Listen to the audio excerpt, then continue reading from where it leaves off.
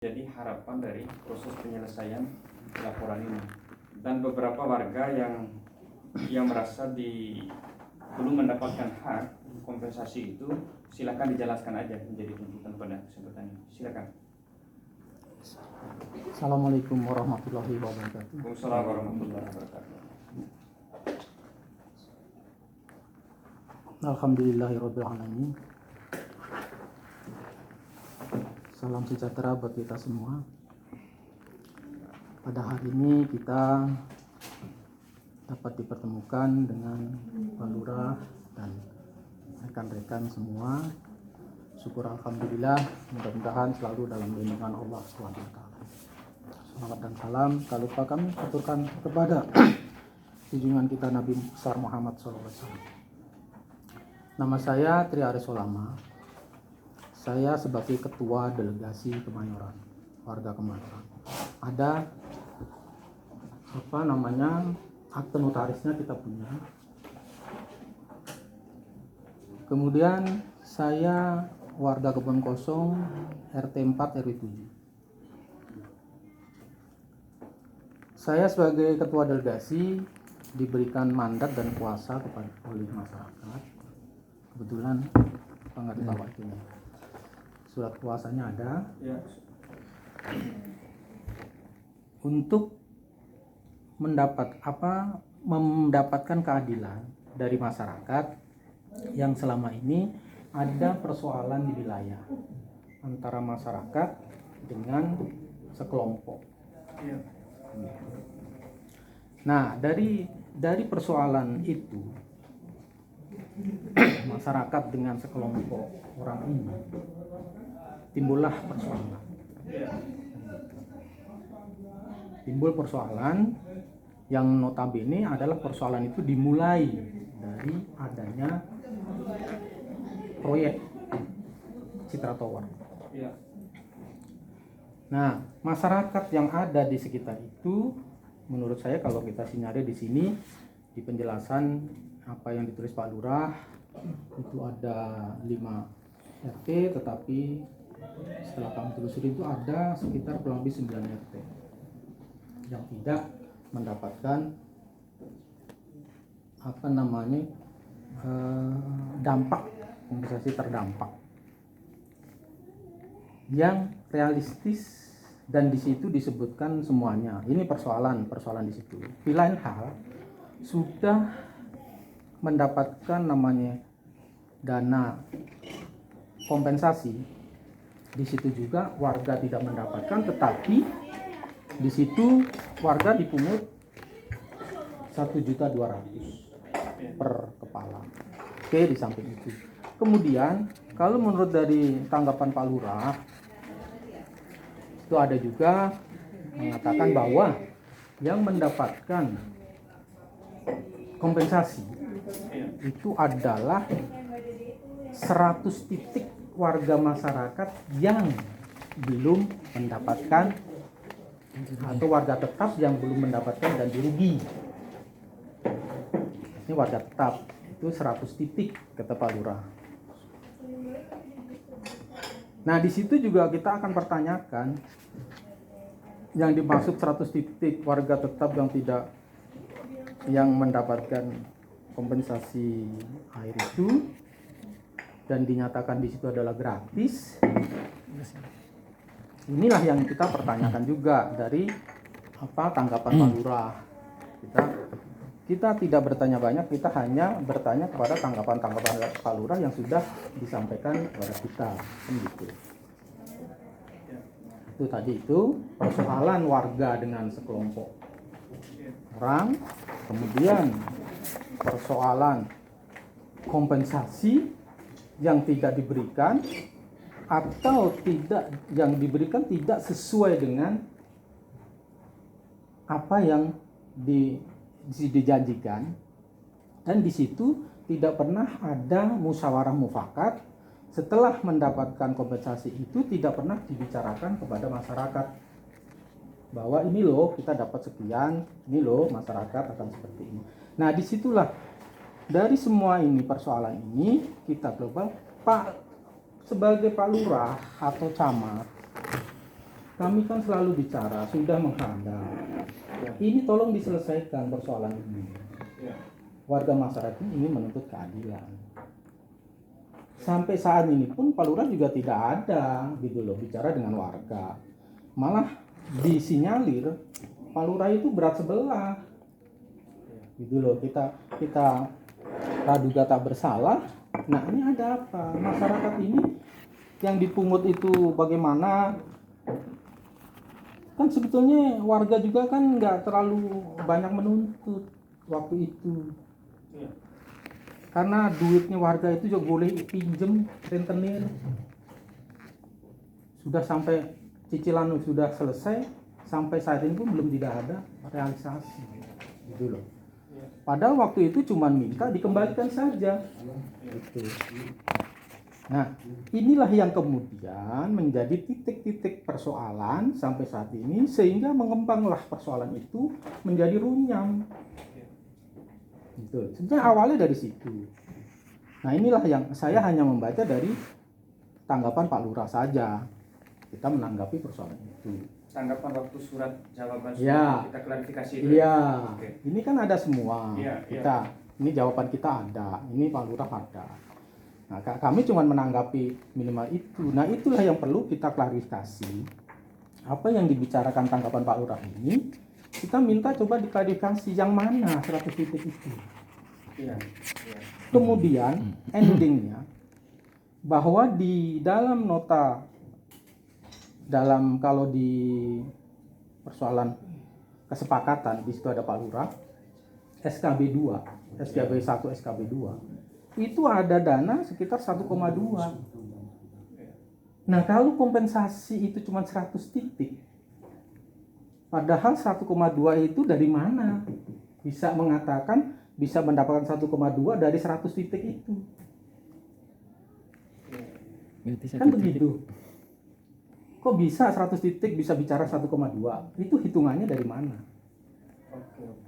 Terus apa lagi, Pak? Nah, Singkat-singkat aja. ini kita Jadi cuma keberatan. kita ambil keberatan semua. Yang keberatan aja ya. Ya, kalau bicara persoalan ini panjang sebetulnya, mengembang ke persoalan 2. Kemudian ada Pak Lurah dengan di situ namanya PPKK bekerja sama membentuk namanya apa itu namanya Kekosterta.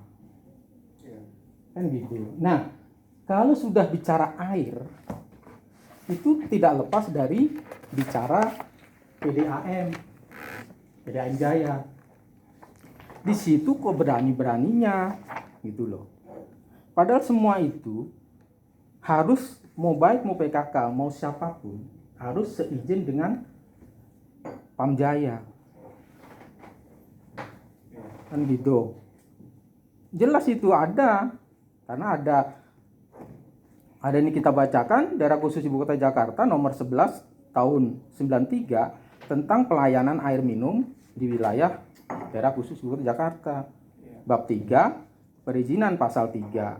Setiap penyambungan dan pemakaian air minum di wilayah daerah Ibu Kota Jakarta harus mendapatkan izin tertulis dari Direksi PDAM.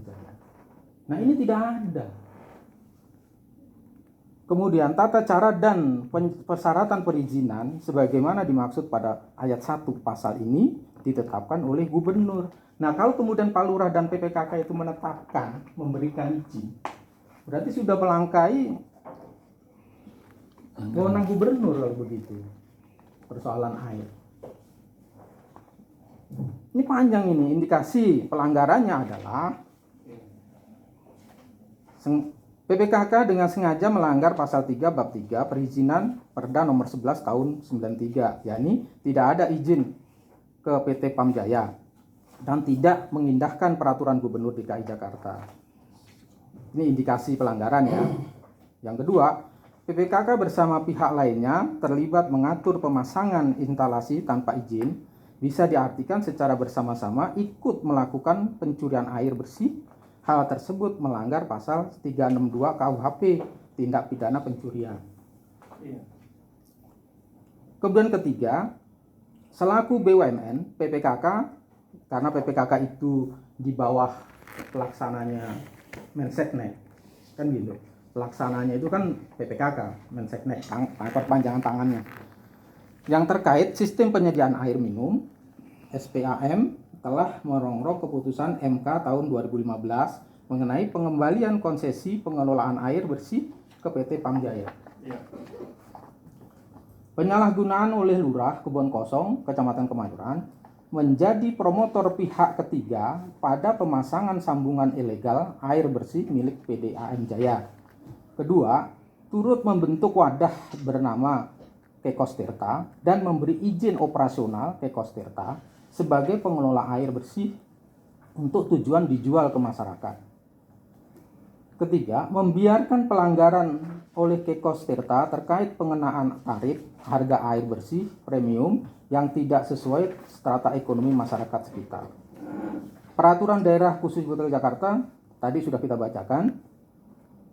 Tata cara sudah, kemudian indikasi pelanggaran Lurah Kebon Kosong, Kecamatan Kemayoran, bersama pihak lain dan pemangku kepentingan di wilayah terlibat pengaturan saat pemasangan pipa air bersih milik PT Pamjaya bersubstansi secara bersama-sama telah melakukan pencurian air bersih dan melanggar pasal 362 KUHP, tindak pidana pencurian, atas pemberian izin kepada Kekos Tirta sebagaimana pengelola air bersih. Lurah Kebon Kosong sudah bertindak sebagai Gubernur DKI Jakarta dan sekaligus bertindak sebagai direksi PT Pamjaya tanpa izin atau surat kuasa dari keduanya, sehingga melanggar pasal 3 Undang-Undang Nomor 31 Tahun 99, Undang-Undang Nomor 20 Tahun 2001. Setiap orang yang karena jabatannya bertindak menyalahgunakan wewenang, kesempatan dan sarana untuk tujuan mendapatkan keuntungan diri sendiri, orang lain, dan korporasi. Terus, Lurah Kebon Kosong melanggar Perda Nomor 11 Tahun 93 tadi perizinan pasal 4. Lurah Kebon Kosong merongrong keputusan MK tahun 2015. Penyalahgunaan oleh ini Kekos Tirtanya nih yang sudah dibentuk ya. Ini ada juga rangkaiannya. Sudah bertindak sebagai pengelola air bersih tanpa izin legal. Mengetahui bahwa sumber air bersih didapat secara ilegal, menerima dan menjualnya. Menjual air bersih kepada masyarakat dengan tarif premium Rp10.000 per meter kubik. Belum termasuk pajak. Kondisi ini anomali karena pada kenyataannya masyarakat pelanggan masuk strata ekonomi menengah ke bawah dan sesuai kategori golongan 2 sampai dengan golongan 2A. Sebagaimana standar tarif PDAM Jaya tahun 2018 berkisar Rp1.050 sampai dengan Rp3.550 per meter kubik. Substansi pelanggaran, Kekos Tirta menjual air bersih tanpa izin legal sehingga melanggar pasal 3 bab 3 perizinan Perda Nomor 11 Tahun 93. Kekos Tirta menerima barang yang didapat secara ilegal dan menjualnya untuk mendapatkan keuntungan sehingga mengetahui asal mula air bersih dan menerima air bersih adalah melanggar pasal 480 KUHP tentang penadahan. Menjual air bersih dikaitkan proses sebelumnya sehingga melanggar pasal 363 KUHP Undang-Undang Republik Indonesia Nomor 7 Tahun 2004 tentang sumber daya air dan Undang-Undang RI Nomor 8 Tahun 2010 tentang tindak pidana pencucian uang. Penjualan air bersih dengan tarif premium melanggar Perda DKI Jakarta Nomor 34 Tahun 2018 tentang tarif air bersih di Jakarta dan atas pengenaan pajak pada tagihan pelanggan juga berpotensi terjadinya penggelapan pajak. Penjualan air bersih dengan tarif premium juga melanggar Undang-Undang Nomor 8 Tahun 99 tentang perlindungan konsumen bab 2 asas dan tujuan pasal 3 ayat 3 meningkatkan pemberdayaan konsumen dalam memilih, menentukan dan menuntut hak-haknya sebagai konsumen. Peraturan Daerah Khusus Nomor 34 Tahun 2018 tanggal 13 April 2018 tentang tarif air bersih PDAM Jaya. Jadi termasuk di wilayah itu adalah kelompok yang menengah. Artinya kelompok 3A itu per meter kubik adalah Rp3.550 per meter kubik. Pelanggan yang membutuhkan air adalah warga RW 6, Kelurahan Kebon Kosong, Kecamatan Kemayoran, berstrata ekonomi menengah ke bawah, harus membeli air bersih dengan harga mahal. Sementara pihak-pihak yang terlibat pelanggaran hukum di atas terus berusaha mengambil keuntungan terus berlangsung sehingga membuat masyarakat semakin menderita. Demikian kami laporkan untuk mendapatkan penyelesaian sesuai dengan ketentuan yang berlaku. Inilah. Baik. Sementara ini yang mungkin yang krusial itu saja. Nanti kita diskusikan lagi lebih dalam, tetapi kita bersyukur pada kesempatan ini kita bisa bertemu secara langsung sehingga kami bisa mendapatkan jawaban secara lisan, secara langsung untuk merespon dari apa yang menjadi tuntutan dari Pak Tri Aris Solama dan kawan-kawan yang menjadi bagian dari delegasi masyarakat. Mungkin ada beberapa poin tadi yang disampaikan, tetapi pada kesempatan ini saya berharap dari keberatan dari pelapor, saya kira nanti saya minta jawaban Bapak ya. Walaupun sebelumnya kami pernah mendapatkan jawaban secara tertulis bahwa pengenaan kepada warga masyarakat yang sekian itu yang di luar lokasi, tapi itu sudah dijelaskan tertulis, tetapi pada prinsipnya kan tadi sudah ditanggapi juga. Baik, silakan aja Pak. Terima kasih atas Ya. Saya sangat salut dengan Pak Tri ya. Kita sudah beberapa kali dipanggil, beberapa instansi dengan masalah ini semua ya. Jadi dalam rangka kualifikasi, dan saya sebenarnya tidak ada namanya aplikasi. Saya sudah bekerja secara maksimal dalam rangka tugas-tugas pemerintahan. Ya. Pada prinsipnya saya bekerja ini secara tim, bukan pribadi. Awal saya masuk 2017 sudah terjadi yang dampak krisis kekeringan air dan sudah diberikan kompensasi yang pertama, dan saya dipanggil Pak Camat mengenai mediasi mengenai warga. Bukan menunjuk saya sendiri, saya pun paham mengenai masalah yang tadi. Nah, saya konfirmasi dengan mereka, khususnya dari Pak Budi Forsada, Pak Joko dari Kementerian Lembaga kita juga, yang lebih tahu permasalahan di lapangan dan tidak ada berimbang. Saya bukan berarti mengambil suatu, tidak ada rasa membedakan warga dengan warga lain, tidak ada Pak. Saya pun tetap menjaga hubungan dengan kalian semua. Ya. Jadi jangan dianggap satu tidak berimbang. Ini kan bicara masalah, bicara aturan, bicara masalah yang selalu kita rapatkan seperti yang dulu tahun saya dilaporkan dari mereka, dan saya dilaporkan dari kota, saya dilaporkan tadi saya membawa bagi hukum juga, dan sudah tahu permasalahan ini. Dan Pak Wali Kota sudah tahu permasalahan. Nah, jadi yang namanya air untuk BPKK wilayah kita wilayah HPL, dan sangat sulit untuk mendapatkan maksudnya PAM ke dalam lokasi tersebut. Dan pada waktu pembicaraan dengan masalah air setelah dibicarakan dengan PAM juga. Ada pertemuan-pertemuan yang kita undang PAM juga. Bagaimana setelah uang itu dapat, setelah itu pasang pipa, bagaimana bisa masuk keluarga dalam hal ini yang beberapa titik sudah disampaikan. BPKK itu tidak bisa memberikan air secara murah, secara dengan nilai yang dari PAM, karena itu tidak akan bisa masuk walaupun dengan PAM, karena jelas-jelas wilayah tersebut wilayah HPL, Wilayah HPL, hak lahan BPKK. Dan kita harus bekerja sama dengan BPKK. Tidak bisa kita langsung PAM masuk ujung-ujung, apalagi yang saudara disandarkan dengan air murah. Oke, sampai sekarang masih diperjuangkan wilayah Kebon Kosong, karena sampai sekarang Kebon Kosong tidak masuk ke program Pemda. kalau tidak masuk. Tidak bisa masuk. Oh, sampai hari ini. Sampai sekarang sudah puluhan tahun tidak masuk. Iya. Ini kita lagi perjuangkan.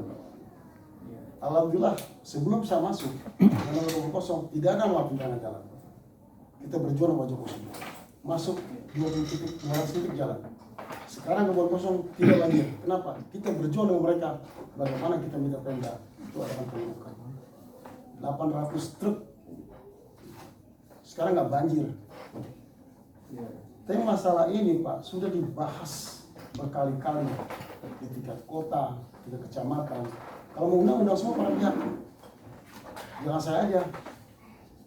Saya menjawab ini karena jawaban dari kita tim, bukan bicara saya pribadi. Iya. Saya nggak pribadi jawab, tim Pak Camat undang sekali jadi sekretaris pelantik, undang Pak semua. Terus di situ adanya Dewan Kota, undang. Jadi jangan saya pribadi dipojokin begini, Bapak menyatakan saya begitu. Jangan saya sendiri. Kita membutuhkan berdasarkan dari surat pertemuan kita nih, terutama saya baca. Kamis 6 September 2012 kita ada pertemuan masalah pengelolaan bersih. Karena PPKK minta kepada mereka, kepada yang namanya masyarakat di RW 05 bagi Pak RW-nya untuk minta ke PPKK untuk uang air. Karena uang itu sudah ada dan instalasi sudah dipasang, tinggal masuk air. PPKK mengenakan tarif muslim, tarif kooperatif, tarif tambahan. Misalnya harga 6.000, mereka tambahkan 10%. Karena itu resmi untuk perawatan dan ada izin pemasangan ke sana semua. Dan tarif itu dibayar kepada PKK, melalui PKK dibayar ke PAM. Ada aturannya. Apartemen semua melalui PKK. Apartemen di sana, rumah susun melalui PKK. Tanya berapa tarif? Dan kita disamakan dan PAM nggak bisa masuk. Masyarakat menginginkan air bersih, sementara PAM sudah masuk. Sekarang baca mayoritas minoritas. Banyak mana yang mayoritas? Banyak mayoritas Pak. Bapak cek lapangan sekarang. Apakah mereka berterima kasih pada yang mulai ini? Untuk itu PPKK minta namanya pengelolaan air bersih. Ada pengelolanya. Nggak bisa secara liar begitu. PAM masuk ke situ, dikelola, ditarikin duit, disetor ke PPKK. Apakah ada unsur masalah mengenai melawan hukum? Uang itu disetor ke PPKK, bukan pada pribadi saya. Saya yang memberikan kepada mereka, PPKK minta untuk pengelolaan dari warga masyarakat. Nanti sudah jalan, dikembalikan lagi kepada PPKK. Tapi PPKK ini pusat pengelolaan kawasan Kemayoran. Kalau Bapak ribut, PPKK aja. Iya. Laporan ke pengadilan. Nah, sebentar Pak. Jadi jujur aja Pak, namanya PAM itu belum bisa masuk sampai sekarang. Kita lagi memperjuangkan bagaimana PAM bisa masuk. Itu dengan lobby-lobby politis. Karena terus terang aja, 70% dari wilayah kebun kosong itu HPL. Pemda nggak boleh masuk. Kalau misalnya dimasukkan PAM, itu harus ada MOI. Nggak bisa HPL itu masuk. Sampai sekarang pun nggak bisa masuk. Dan Dirut PAM sudah ngomong waktu itu. Dirut PAM ada. Dan ada namanya perwakilan PAM pada waktu rapat di PKK. Bapak kemana silakan. Itu mereka bagaimana caranya? Mereka hanya mengambil air dari pipa. Itu nggak setelah kita nyolong air, kagak Pak. Ada lobby-lobby tertentu. Berapa kali rapat dengan Biro Tapom, Biro Tata Pemerintahan ada di sini Pak. Peserta rapat itu. Bapak silakan tanya. Kalau saya sebagai peserta, sebagai orang yang di wilayah, bukan serta merta saya minta, bukan. Tim yang bicara. Kalau saya bicara pribadi ngapain Pak? Saya bentuk ini berdasarkan usulan dari tim. Nah di sini Bapak baca. Ya. Undangan rapat PPKK, ya. Ini dalam rangka untuk bagaimana mengalir air ke warga, ya. Karena ini terus terang aja namanya air ini, ya, sudah instalasi sudah dipasang, air belum dialiri dari hasil uang 1,2 itu, ya. Nah, warga Kebun sudah sepakat setuju dengan pengelolaan bersih di wilayah RW 05 dan RW 6 Kebun Kosong dilakukan oleh Kepala Desa. Saya mendampingi Camat Kemayoran, Wali Kota Jakarta Pusat, serta Biro Tata Pemerintahan hingga mampu mandiri. Ini Pak, ada Pak, betul Pak. Saya undang semua Pak, bukan saya pribadi loh. Kalau mau ribut semua laporin, ya. Seluruh tanggung jawab setelah meter air PPKK melalui tanggung jawab Kepala PPKK kemarin bertanggung jawab hingga meter air besar masuk. Ini betul ini Pak. Jaringan air bersih di RW 06 Kebun Kosong akan diwakilkan Bapak Sudono selaku ketua daripada peserta yang kita tunjuk untuk mengolah air bersih. Karena uangnya setor dia. Setelah itu kan PPKK menerima duit dong. Untuk disetorkan ke PAM. Bukannya ini secara liar saya makan itu duit. Malah separuh saya nggak ada apa-apanya di sana. Air bersih yang keluar setelah meter air dalam proses pengetesan air akan diminta tanggung jawab Pak Sudono selaku kota Sudah. Kalau air itu keluar, dia tanggung jawab bayar uang daripada meter yang namanya ada misalnya abu berapa, meter berapa, tambah 10%, dia mesti bayar meter kata. Kesian juga pengolahnya Pak, apa stres. Nah ini ditandatangani oleh Direktur Rekada, Kepala Biro Tapul, Camat Kemayoran, Lurah Kebun Kosong, Ketua RW 5, Ketua RW 6, Suyono, dan ada juga Kepala. Nah ini semua hadir. Ini bukannya saya pribadi yang ngomong, orang Jepang juga diundang sih. Jadi kalau bawa mau tahu tanya di